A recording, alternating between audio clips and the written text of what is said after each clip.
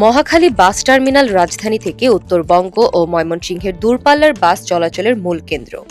তবে দীর্ঘদিনের অনিয়ন্ত্রিত পার্কিং আর সড়কের ওপর এলোমেলো বাস দাঁড় করে রাখার কারণে এই এলাকা এখন নিত্যদিনের তীব্র যানজটের শিকার।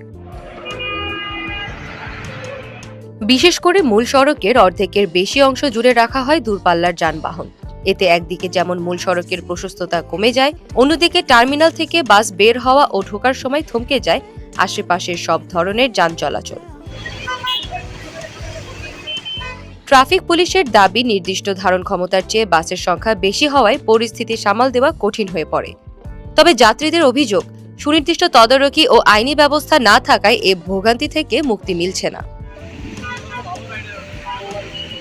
রাজধানী জুড়ে শৃঙ্খলা ফেরানোর উদ্যোগ থাকলেও মহাখালী টার্মিনালের এই দীর্ঘদিনের যানজট নিরসনে এখন পর্যন্ত মিলেনি কোনো স্থায়ী সমাধান।